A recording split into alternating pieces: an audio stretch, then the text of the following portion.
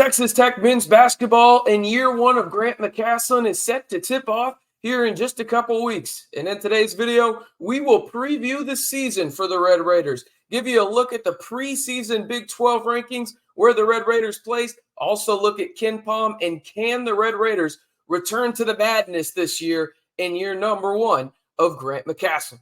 Hey, how's it going, everybody? It's RC Maxfield here for the Back to 12 podcast. If you haven't already, be sure to like the video and hit that subscribe button if you want to stay in the know on Texas Tech men's basketball all year long, right here on your one-stop shop for everything Red Raider basketball. We're giving you game previews. We're breaking down film. We're going to be doing so much more here on the channel, so join one of the most interactive Big 12 communities right here on the Back to 12 podcast channel. And again, like the video if you're excited to have Texas Tech men's basketball back. I know I am. I'm really excited to watch Pop Isaacs in year number 2 of him out in the 806. Really excited to see Mountain West Freshman Player of the Year transfer from Nevada to Texas Tech and Darion Williams, and obviously the duo from Arizona State in Cambridge and Washington as well. A lot of new faces out there, including the coaches, obviously, too, but it should be fun in year number 1 of Grant McCasland. All right, let's jump into the Big 12 preseason poll right here, and you can see it on your screen right now. Obviously, Kansas comes in at number 1. They got 12 of the 14 first-place votes. Then you have Houston at number 2. No surprise there. In all honesty, the shocking thing to me is how close Texas is to Houston. Not a knock on the Longhorns. I think they're a really talented basketball team. I just think Houston is a notch or two better, I would say. Baylor in at number 4, TCU at number 5, Kansas State at 6, Iowa State at 7, then a little bit of a gap between the Red Raiders at number 8 and the Cyclones at number 7. Now, I'll be honest with you, when I first saw this, this is pretty much where I thought the Red Raiders would be, but maybe even a spot higher. Kind of surprised that West Virginia is below the Red Raiders, if you ask me, but with everything going on out there in terms of the Bob Huggin incidents this offseason and them having a couple of guys transfer out due to that, in terms of Jesse Perez, he transferred out to Arizona State, one of the guards that they were relying on. Not that shocking, right? Then you have Oklahoma State, Cincinnati, a team that I really like, and I think that they could do a lot of things at a high level. Maybe not this year, but their recruiting is going to skyrocket up there in Ohio. Then you've got Oklahoma at 12, BYU at 13, and UCF at 14. Now, for me, again, I look at this and I thought this was where Texas Tech would probably end up, right? Like, I thought that this was it. A lot of people asked me, and I said that they'd be in that 8-9 range, right, when it came to the preseason poll. They ended up at 8. So no shock to me. However, West Virginia being below them, a little bit of a surprise, in my opinion. I really like what West Virginia did, albeit what I talked about just a second ago with the Bob Huggins stuff. I really like Roquan Battle. Obviously, they've got a really good point guard transfer from Arizona, not to mention Edwards, the center from Syracuse, right? But this is where I thought the Red Raiders would be, and I think it shows a level of respect to Grant McCasland and crew in terms of what he's done at North Texas and some of the guys that he brought in on this coaching staff, whether that's Dave Smart and others, whoever you want to point out, right? I think he did a really good job of solidifying a really solid base for Texas Tech to propel into the future and hopefully get back to where they were in their glory years just a couple of years ago. But I really think this is a solid spot for Texas Tech and really where I thought they'd end up in the preseason poll. But again, it's the preseason poll. It doesn't mean anything, but it's nice to see Texas Tech in the thick of it when it comes to the Big 12 in the best conference in America, right? And speaking of the best, how about home field apparel, huh? Go to homefieldapparel.com right now and get your new favorite Texas Tech shirt. I know y'all see me rocking it throughout this video. I wanted to show off more of a selection, though, right here on the screen for you guys. I know y'all can see me down here in the corner, but I love that tortilla toss. I mean, my goodness, you can't get a better shirt than that right there. The old school double T. I've got the Texas Tech men's basketball shirt on right now. You got the 3/4 shirt for baseball, a various selection of hoodies. Go over to homefieldapparel.com and save 15% off your total purchase with the code BACK212. Again, get your new favorite Texas Tech shirt today and do so with the code BACK212 to save 15%. All right, let's jump into KenPom because this is really interesting to me from the sheer standpoint of what we're looking at here. And for those that don't know what KenPom is, okay, it's really interesting.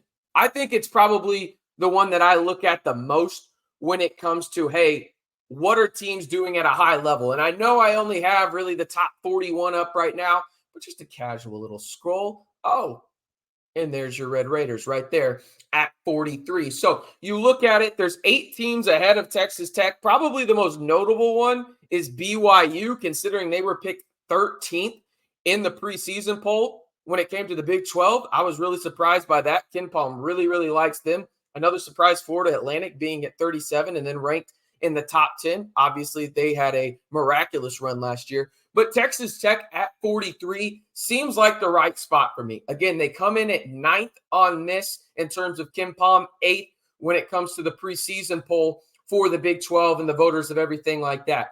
That's not shocking to me. I really like where you have Texas Tech, if you ask me about KenPom right now. Got it 64th when it comes to adjusted offense, top 30 defense. That's probably what you should expect, maybe a little higher on the offense, but that's probably what you're going to get from Texas Tech this year. So in all honesty, I'm not too mad about where they're at in terms of KenPom right now. And again, I know this is a season preview, but I like KenPom for the sheer fact of this. It is one of the most highly sought after information sites when it comes to college basketball, right? And you should look at it in the preseason, during the season, and after the season, because it's really one of those things that's really fluid, but it has a good representation of how good a team is, right? And to have Texas Tech at 43, that means KenPom thinks they're a tournament team. And that's something that should be celebrated in the sense of, again, they got to play the games on the floor, right? But Texas Tech, considering what they did last year, and now you're in the preseason of year number 1, and you had to go change this roster almost in its entirety, it says something to me in terms of KenPom liking what they're seeing in Texas Tech's chances to make the NCAA tournament. Before we talk about my prediction in terms of Texas Tech making the NCAA tournament, I want to hear from you guys. Predict it. Out of the 31 games Texas Tech will play this season in basketball, at least in the regular season, how many will the Red Raiders win? Give me a number. You thinking 19, 20? Maybe you're going a little higher on the 23 side. You love what you're seeing from Grant McCasland. Maybe you think, hey, it's a rebuilding year. They're setting the foundation. Maybe they go 15. Let me know your number down in the comments below in terms of number of wins for the Red Raiders in the 2023-2024 season. All right, preseason bracketology. I talked about this in a previous video, but just in case you missed it, Joe Lunardi at ESPN has Texas Tech as the last team in, right?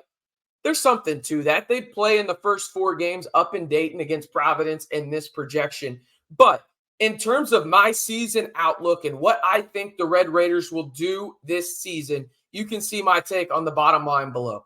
I think Texas Tech is going to be a bubble team this year, right? I don't think that should be a shock to anybody, but I think they're slightly better than they were last year, which is mighty impressive considering where Texas Tech was late in the process, where they had 2 roster spots open in terms of the portal, and you go get guys that have Power 6 experience at a high level, and Joe Toussaint, who I expect to be your starting point guard alongside Pop Isaacs in the Red Raider backcourt, and then you go get a Swiss Army knife guy in Devin Cambridge that just can kind of do it all, and don't be surprised if he plays the 5 at some point, right, this year when you have Warren Washington off the floor and he goes small for the Red Raiders. So you get 2 starters late in the process.